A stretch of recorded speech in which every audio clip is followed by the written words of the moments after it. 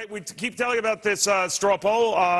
Many say it sets the stage, sort of the plates, if you will, for the Republican race here. Rick Perry's non-presence notwithstanding. A man many expect to be in the top 1, 2, 3 positions in that poll. Joining me right now, Ron Paul, the Texas congressman, now the presidential candidate. Congressman, there's some talk that you could win this thing. You think that's the case? Well, I guess it's always possible. We have the name on the ballot, and we're doing pretty well. But I think most people concede we'll be in the top 3, and my goal certainly has been to do better and a whole lot better than we did 4 years ago. So things are looking pretty good. There's a lot of enthusiasm, but and I imagine everybody's made up their minds by now, because this campaign's been going on for a good many months. Actually, our campaign for liberty, our goal to promote liberty and the Constitution, this has been going on a long time. For me, it's been 30 years, but specifically here in Iowa, at least for 4 years, we've been concentrating on promoting the cause of freedom and limited government. You know, it wasn't that long ago where the prospect of Ron Paul winning the party's nomination seemed extremely remote. I don't think many people feel that way now. You've been ahead of the curve on a lot of the reckless spending, the piling on of debt. There are famous YouTube clips of you talking about this stuff upwards of a decade ago, and every year and every month since. Is it all coming under risk of the market volatility and what we've seen abroad here, in a perverse sense, reminding people of the stuff you warned about? Well, I think so. Even though my broad goal is to promote liberty and limited government in the Constitution, specifically, it has been the economy, because I've dealt with the economy from the 1970s, believing that the monetary system has a lot to do with it, because it's the monetary system and monetary policy and the Federal Reserve that dictates the business cycle. It dictates the inflation, the boom cycles, the busts, the recessions, and the inflation. All of these things come from monetary policy, and that's coming our way. Last year, we had every single Republican in the House support my bill to audit the Fed. Everybody wants to know what the Fed is doing. They created $15 trillion rather recently for the bailout. A third of it went to foreign banks. The people are screaming for an answer from this, and of course, I've been bugging the country and the Federal Reserve and Bernanke and Greenspan for years. So the American people have sort of caught up with that, and I think it's our time to talk about real economic reforms.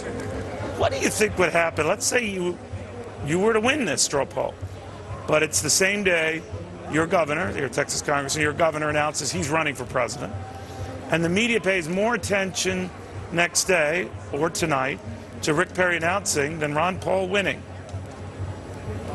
It's always possible. It would emphasize that people still in the media probably aren't looking at the real answers, and they're looking for the truth. Because if you have a candidate that's part of the status quo and he gets all the attention, where are the answers going to come from? So yeah, that's possible, and I understand what a straw vote is. It's a straw vote. Well, you feel that you're saying that the governor is... I'm sorry, sir. You say that the governor is part of the status quo?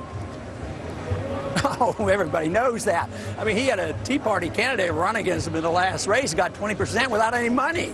So, yes, and Texas has done well, but just remember, we haven't had an income tax ever, or a corporate tax, and we have a right-to-work state. No wonder we're doing well. So, yes, after he's an announced candidate, people are going to start asking him a lot of questions, and it'll be a good campaign. But I think that, yes, he will dilute the vote of all the conventional politicians. So those of us who believe in liberty and limited government and looking at the Fed and changing our foreign policy, that's not going to interfere with our goals. He's going to interfere with all, Romney and a few others. He'll just dilute their vote.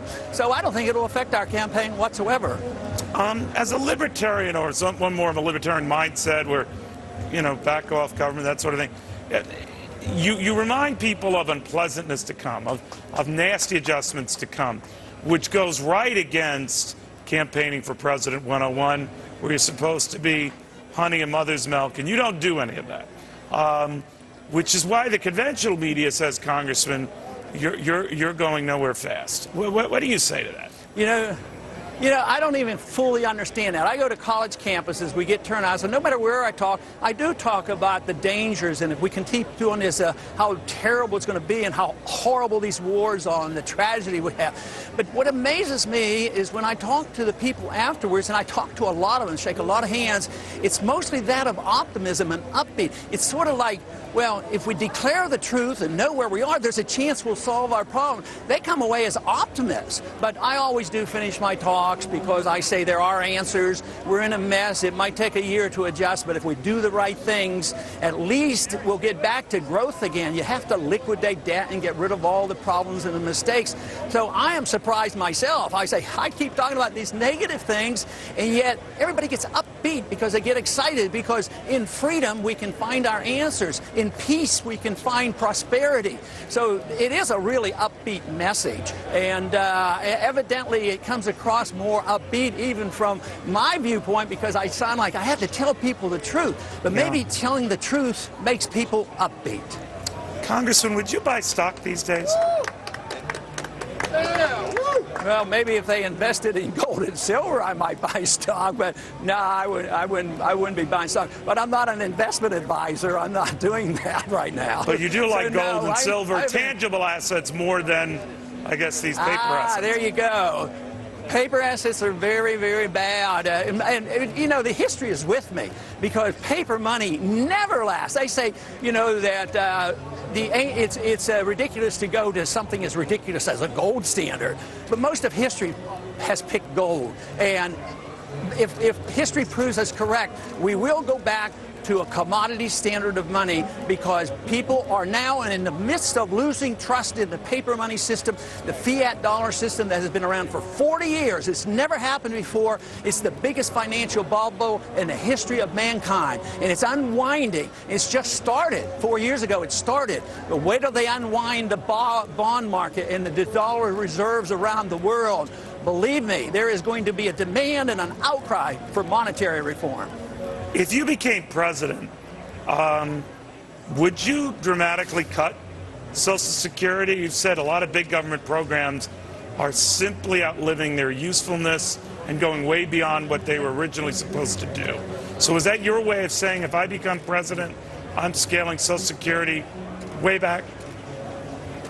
That's not exactly my position. But I do believe adjustments are necessary. But what I would do and what I emphasize is that young people ought to be able to opt out. If you can opt out, we argue the case, all Republicans argue the case for opting out of Obamacare. I want the people to opt out of all the social programs. Let the young people go into the marketplace, get out of the Social Security system and all these government programs. But then the question is, how are you going to take care of the people? Does that mean you're going to cut those on benefits? No, you really don't have to. You work your way out of it. But the big problem is there's no desire to cut, because they're still arguing. There's, you know, the militarism and the Pentagon business, nobody's allowed to talk about it. And we're spending trillions and trillions of dollars on wars that we have no intention and no possibility of winning. So that's where we get hope, by bringing these troops home and saving enough money to take care of some of these people that we have taught to be so dependent. So no, you do not have to start by throwing people out on the streets that have become dependent unnecessarily on government welfare. Real quickly and finally, he didn't work out as a roommate for you. If you became president, would there be a spot in your administration for your son, Senator Rand Paul?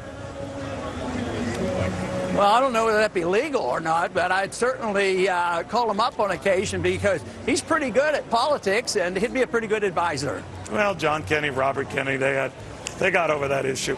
All right, Congressman, good luck today. We'll watch what happens. Very good having you. Thanks, Neil. All right, Ron Paul, he polls, in fact, very, very well in these Iowa various polls.